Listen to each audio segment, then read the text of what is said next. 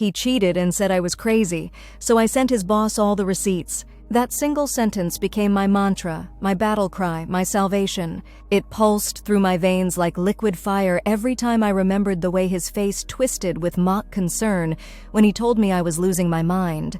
How his voice dripped with false sympathy as he suggested I seek professional help for my paranoia. How he made me question my own reality until I felt like I was drowning in my own thoughts. But I wasn't crazy. I was right.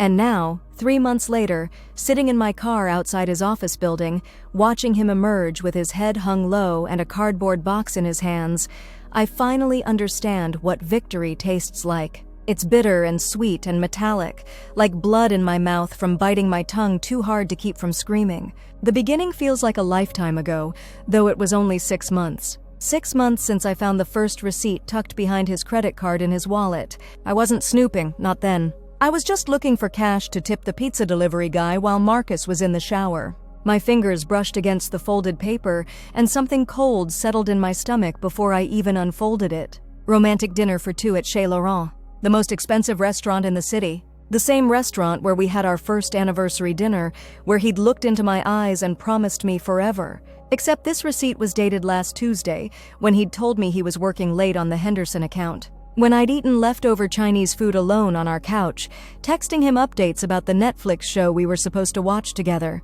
My hands shook as I stared at the numbers. 2 glasses of their signature champagne, 2 filet mignons, 2 chocolate soufflé, the intimate booth service charge that they only applied to their most romantic tables, the ones tucked away in the dimly lit corners where couples whispered secrets and planned futures. The shower was still running. Steam crept under the bathroom door like fingers reaching for me, and I felt like I couldn't breathe. The receipt felt like it was burning my palm, but I couldn't let go. I couldn't blink. I couldn't think past the roaring in my ears that sounded like my world cracking apart. When Marcus emerged from the bathroom, towel wrapped around his waist, hair still dripping, he found me sitting on the edge of our bed with the receipt spread flat on my knee. His face went through a series of expressions so quickly, I almost missed them. Confusion, recognition, panic, then something that looked almost like relief before settling into that practiced mask of innocence he'd perfected over our 3 years together. The conversation played out exactly like every cheating boyfriend cliché I'd ever heard.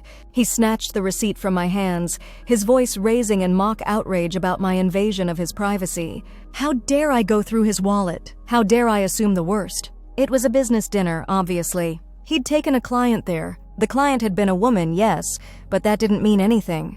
I was being paranoid. I was being jealous. I was being crazy. That word, crazy, hit me like a slap. It was the first time he'd used it, but it wouldn't be the last.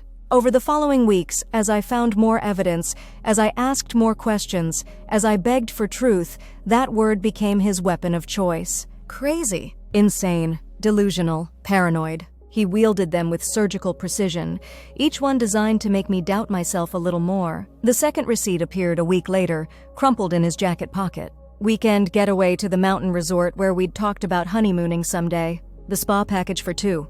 The couple's massage. The champagne breakfast in bed. All on the weekend, he'd told me he was visiting his sick aunt in Philadelphia. When I confronted him, his performance grew more elaborate. His aunt had taken a turn for the worse. He explained with tears in his eyes that looked almost real. He'd needed to decompress after watching her suffer, so he'd treated himself to a solo retreat. The couple's packages were cheaper. That's why he'd booked it that way. He'd thought about inviting me, but he knew how uncomfortable hospitals made me. He was protecting me from the trauma of watching someone die.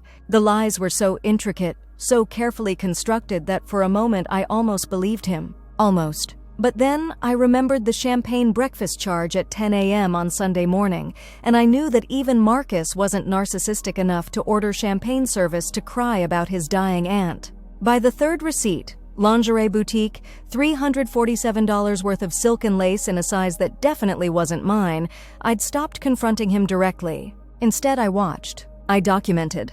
I started taking pictures of everything I found before he could make it disappear. My phone became a vault of evidence, each screenshot and photo a small piece of my vindication. The boutique receipt had a handwritten note on the back. For my beautiful Sarah, who makes every day feel like Christmas morning. Can't wait to see you wear this tonight. M. Sarah. Finally, a name. Sarah with the champagne taste and the size 4 figure and the apparent love for expensive mountain retreats. Sarah who was getting the romance I'd been begging for, the attention I'd been craving, the version of Marcus I'd been trying to bring back for months. I sat in my car in the office parking lot, staring at that receipt until the words blurred together. Sarah, Sarah, Sarah. The name bounced around my skull like a pinball, hitting every nerve ending, every memory, every hope I'd been carrying. Who was she? How long had it been going on? Did she know about me, or was she as clueless as I'd been?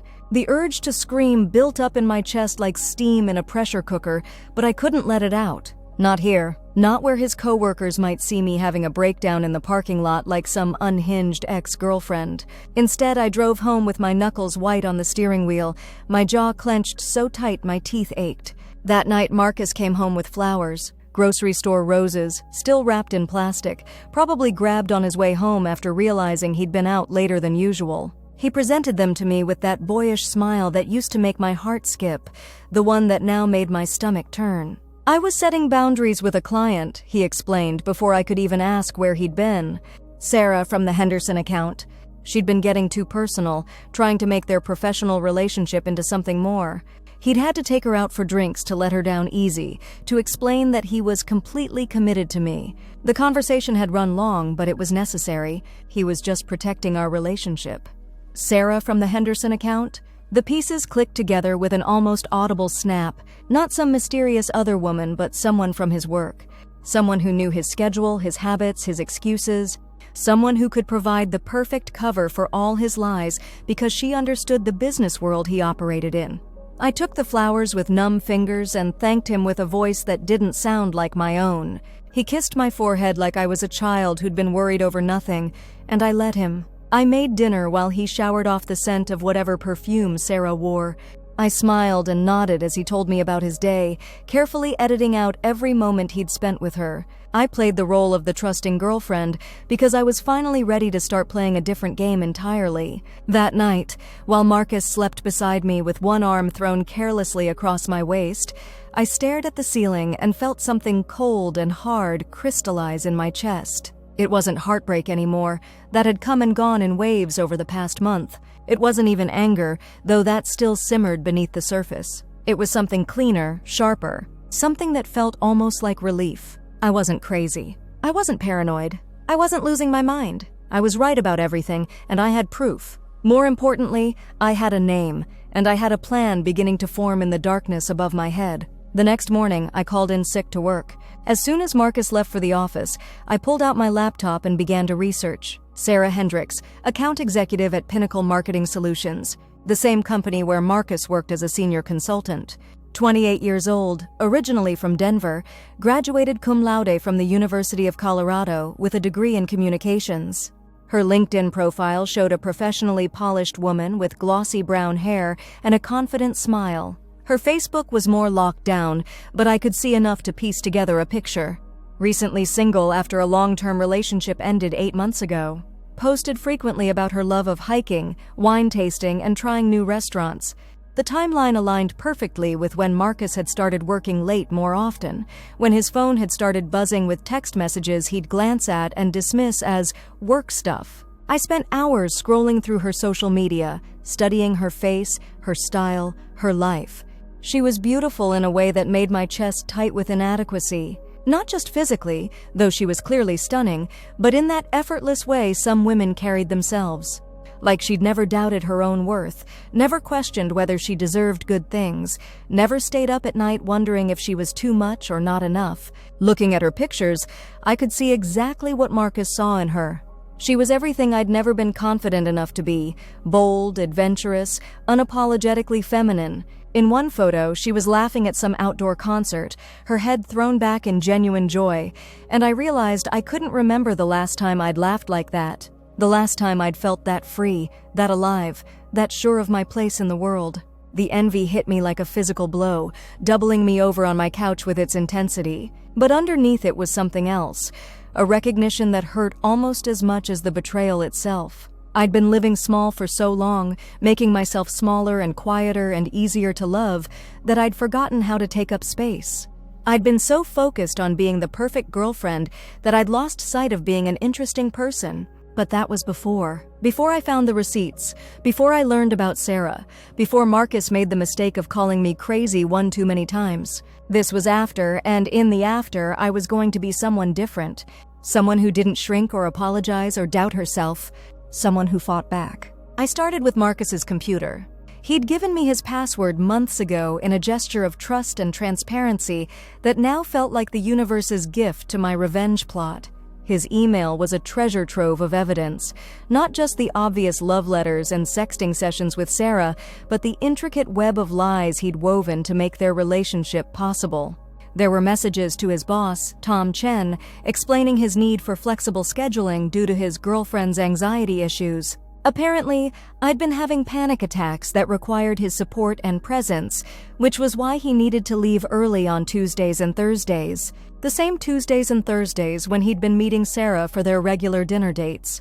There were texts to his brother asking for an alibi for the Philadelphia weekend, complete with photos of their aunt's hospital room to make the story more convincing. Texts to Sarah complaining about having to lie to his clingy girlfriend about how exhausting it was to manage my jealousy and paranoia. How he was planning to end things with me soon, but needed to time it right to avoid any dramatic scenes that might affect his career. Each message was like a small knife twisting in my chest, but I saved every single one. Screenshot after screenshot, organizing them into folders by date and category. Evidence of lies, evidence of manipulation, evidence of emotional abuse disguised as concern for my mental health. The cruelest messages were the ones where he and Sarah mocked my behavior. How I'd started asking more questions lately, how I seemed suspicious of everything, how I was becoming increasingly unstable. They found my confusion entertaining, my pain amusing. They turned my legitimate concerns into punchlines,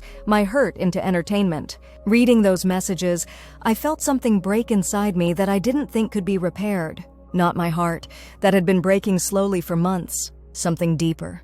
Some fundamental trust in my own judgment, in my ability to read people, in my worth as a human being.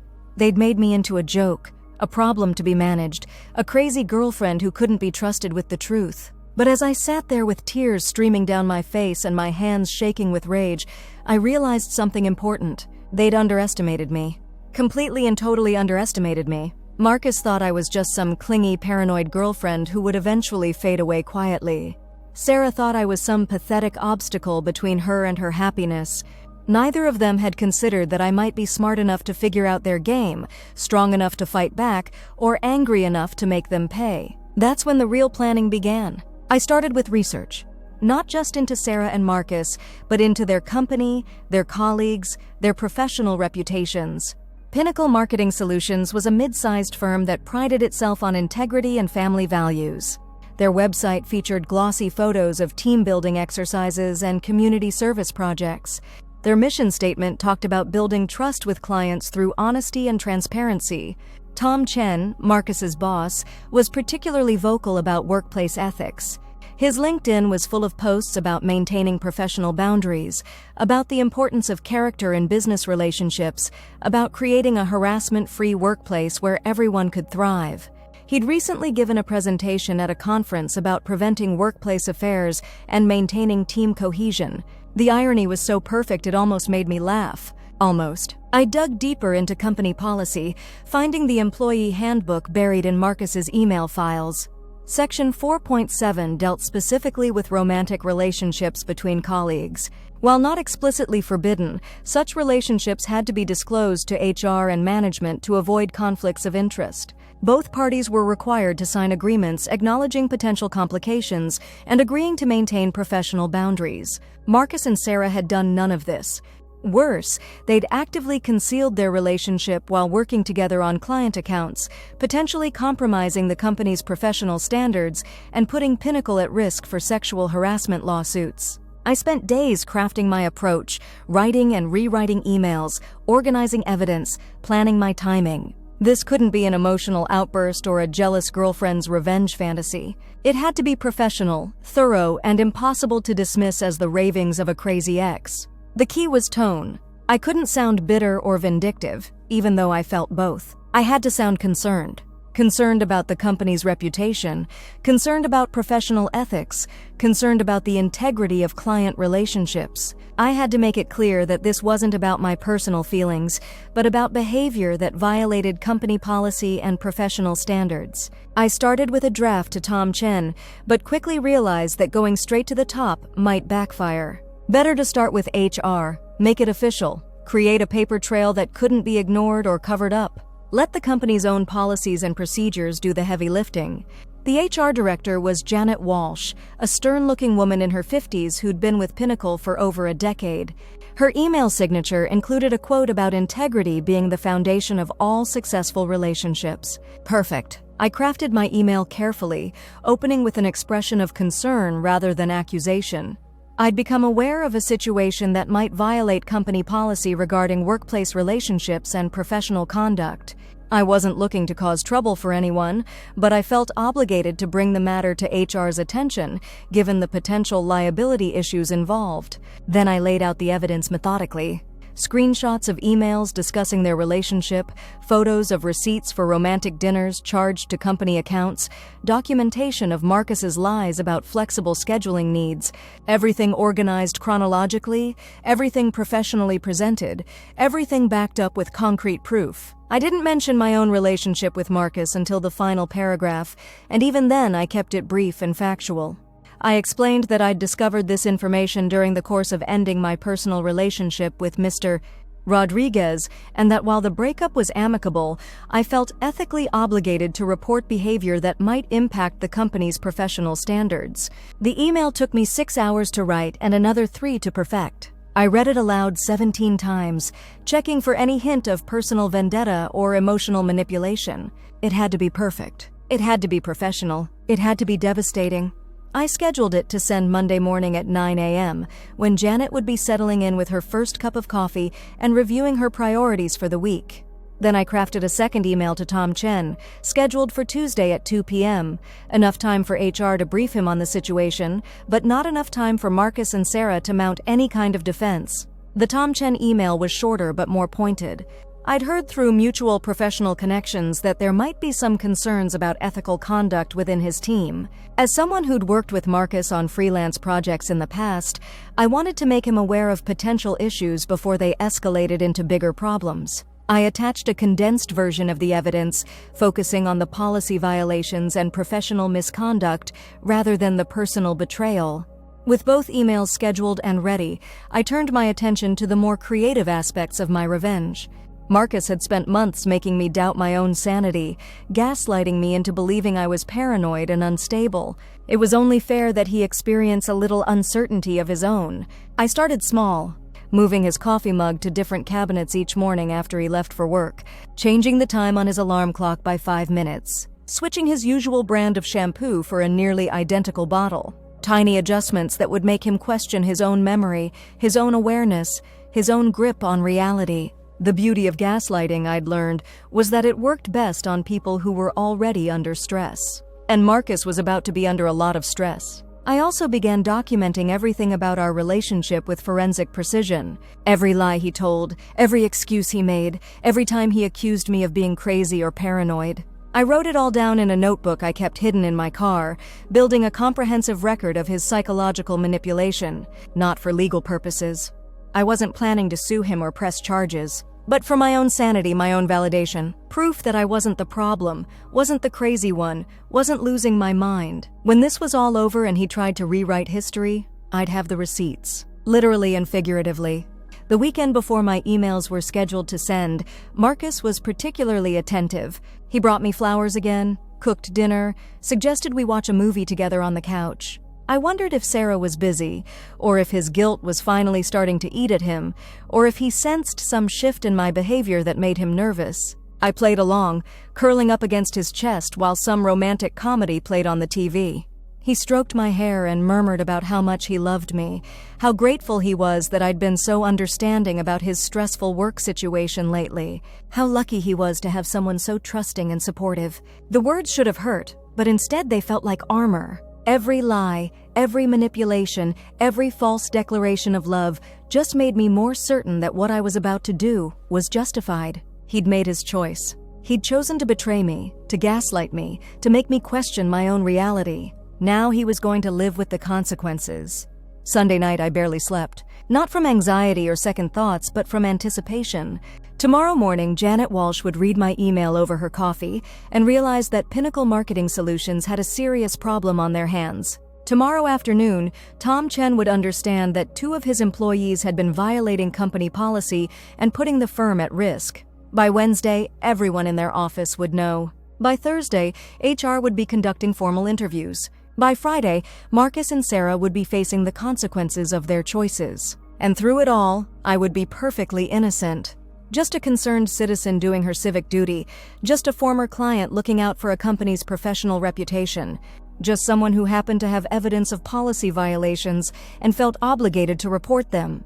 Marcus woke up Monday morning in a good mood, humming in the shower, kissing me goodbye with unusual enthusiasm. He had no idea that in 3 hours his entire world was going to shift on its axis. No idea that Janet Walsh was going to open her email and find a detailed documentation of his lies and rule violations. No idea that his reputation, his career, his relationship with Sarah, everything he'd been so carefully protecting, was about to crumble. I waited until his car pulled out of the driveway, then poured myself a cup of coffee and sat down to watch the show. At 9:03 a.m., my phone buzzed with a notification that my first email had been successfully delivered. Janet Walsh was presumably staring at her computer screen right now, scrolling through screenshots and receipts, realizing that her company had a liability situation on their hands. The waiting was almost unbearable. I tried to distract myself with work, with cleaning, with anything that would keep my hands busy and my mind occupied. But every few minutes I'd find myself checking my phone, wondering what was happening in the Pinnacle offices, wondering if Marcus was still humming. The first sign that something was happening came at 11:47 a.m. Marcus texted me, "Having a weird day at work. Hope yours is better. Love you. Love you." The casual cruelty of those words, thrown out like a reflex while he was probably sitting in Janet Walsh's office, trying to explain why he'd been charging romantic dinners to company accounts. I didn't respond. The second text came at 1:23 p.m. Might be late tonight. Some work stuff to sort out. Don't wait up. Work stuff. I almost laughed out loud. Yes, Marcus, you definitely have some work stuff to sort out. Like explaining to your boss why you've been lying about your schedule. Like sitting through sexual harassment training, like updating your LinkedIn profile. I didn't respond to that one either. At 2 p.m. exactly, I watched my second email disappear from my scheduled folder and land in Tom Chen's inbox. Game, set, match. The third text came at 4:45 p.m. Can we talk when I get home? Something important. Something important. After months of treating me like I was losing my mind, after gaslighting me and manipulating me and making me doubt my own perceptions, now he wanted to talk about something important. I wondered if he'd figured out it was me, or if he just needed someone to vent to about his terrible, no good, very bad day. I was almost disappointed by how predictable he was. He came home at 7:30 with the look of a man who'd been thoroughly defeated. His usually perfect hair was disheveled, his tie loosened, his shirt wrinkled. He looked exactly like someone who'd spent the day being questioned by HR and lectured by management about professional conduct and company liability. The conversation he wanted to have was fascinating in its complete avoidance of the truth. He'd been let go from Pinnacle, he explained, due to budget cuts and restructuring. It was nothing personal, just business, but it meant we'd need to be careful with money for a while until he found something new. He was sorry for any stress this might cause me. Budget cuts. Restructuring. Nothing personal, just business. I nodded sympathetically and asked all the right questions. How much severance was he getting? Did they give him any leads on other positions? How long did he think it would take to find something new? I played the role of the supportive girlfriend perfectly, just as I'd been practicing for months. He answered with more lies, of course. 2 weeks severance pay instead of the 0 he'd actually received. Excellent references instead of the agreement not to sue for wrongful termination he'd probably had to sign. A positive meeting with Tom Chen instead of the disciplinary action that was undoubtedly in his permanent file. But underneath all the lies, I could see the panic, the fear, the slow realization that his carefully constructed house of cards had collapsed in a single day, and he had no idea why or how. That night he held me tighter than he had in months, his face buried in my hair, his breathing uneven. I wondered if he was thinking about Sarah, if he'd managed to warn her before the axe fell, if she was facing her own disciplinary meeting tomorrow morning. I wondered if he was finally understanding what it felt like to have your world pulled out from under you without warning. Tuesday brought more texts, more updates, more lies. Sarah had been reassigned to a different team.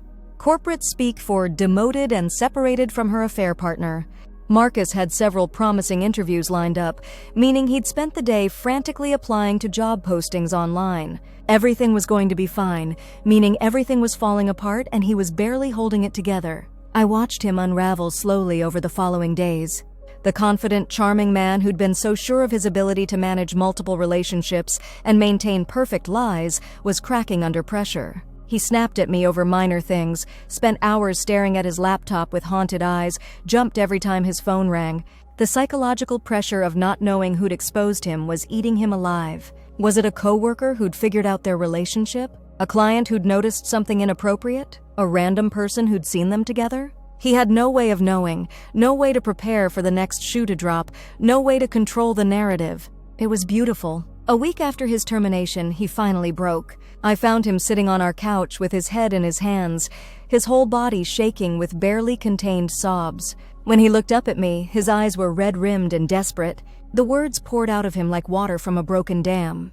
The affair with Sarah, the lies about working late, the fake aunt in Philadelphia, the romantic dinners charged to company accounts. Everything I already knew, presented as confession, as if honesty now could somehow undo months of deception. But even in his confession, he couldn't quite tell the truth. The affair had just happened, as if he'd accidentally fallen into bed with a coworker. He'd gotten carried away with the company credit card, as if charging romantic dinners was a momentary lapse in judgment. He'd made mistakes, but never meant to hurt me, as if intention mattered more than impact. And through it all, he kept asking the same question. Who could have reported them? Who could have known? Who could have gathered that much evidence? He'd been so careful, so discreet. It didn't make sense. I held him while he cried, stroking his hair and making soothing noises. I told him we'd figure it out together, that we'd get through this, that everyone made mistakes. I played the part of the forgiving girlfriend with the same skill I'd developed playing the trusting one. But inside I was singing. Marcus never did figure out it was me. Even when he found a new job 3 months later at a smaller firm with lower pay and fewer prospects, even when Sarah blocked him on all social media and started dating her personal trainer, even when his professional reputation in the city was permanently tarnished, he never connected the dots back to the receipts I'd found, the evidence I'd gathered, the crazy girlfriend he'd dismissed and discounted. I think that's what I'm most proud of. Not just that I got revenge, but that I got it so completely, so thoroughly, that he never even saw it coming. He'd spent so much time convincing me I was paranoid and unstable that he'd convinced himself I was incapable of strategic thinking.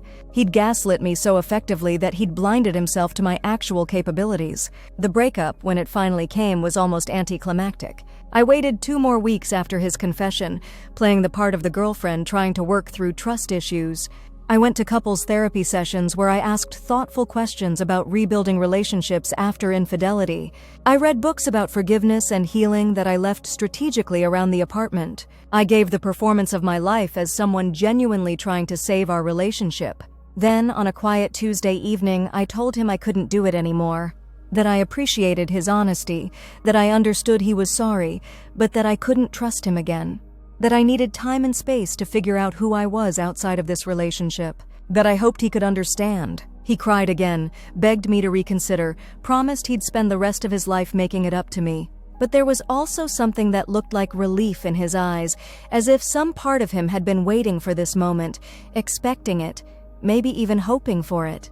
I moved out the following weekend while he was at his new job. I left the apartment clean and organized, with a note thanking him for the good times we'd shared and wishing him well in his future endeavors. I didn't take anything that belonged to him, didn't damage anything, didn't leave any trace of anger or bitterness. The last thing I left was a single receipt, placed carefully on his bedside table where he'd see it when he came home. Not one of the romantic dinner receipts or hotel charges that had started this whole thing.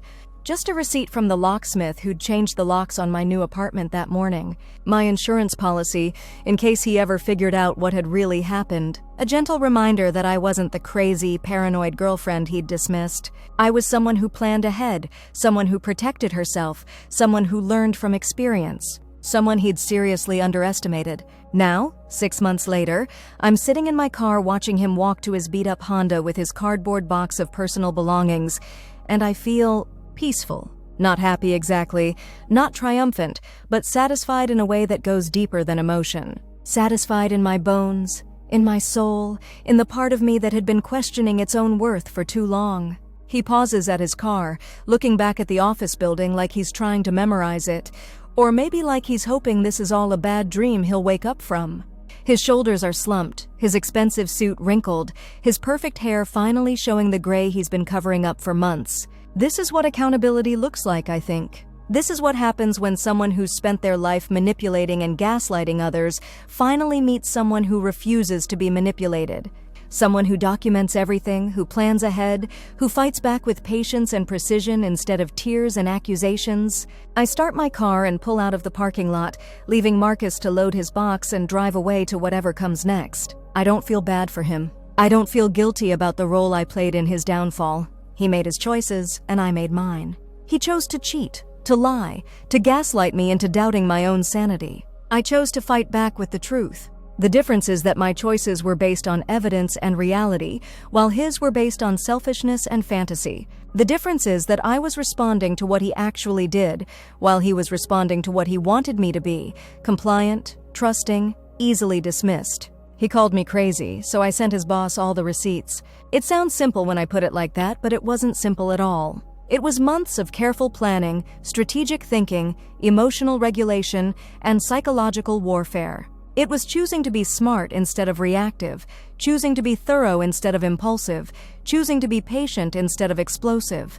Most importantly, it was choosing to trust myself. To trust my perceptions, my instincts, my ability to see through lies and manipulation. To trust that I deserved better than someone who would betray me and then make me question my own sanity.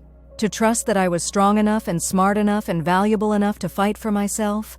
Marcus wanted me to be crazy, paranoid, unstable, because crazy women can be dismissed, their concerns ignored, their evidence questioned. But I wasn't crazy. I was right. And sometimes being right is the most powerful revenge of all. As I drive home to my new apartment with its new locks and its fresh start, I think about Sarah. I wonder if she learned anything from watching her career implode, if she understands now that actions have consequences, if she's developed any empathy for the woman whose relationship she helped destroy. I doubt it, but stranger things have happened. I think about Tom Chen and Janet Walsh, dealing with the fallout from employee misconduct, updating policies, conducting training sessions on professional behavior. I wonder if they learned anything too, if they're being more careful about the culture they're creating, if they're paying attention to the warning signs they missed before. Mostly, though, I think about myself, about the woman I was 6 months ago, so eager to please, so quick to doubt herself, so afraid of being too much or asking for too much. About the woman I am now, who knows her own worth, who trusts her own perceptions, who refuses to be gaslit or diminished or dismissed. He called me crazy, but crazy women don't plan revenge this methodically. Crazy women don't gather evidence this systematically. Crazy women don't execute justice this precisely. Crazy women don't win, but I did.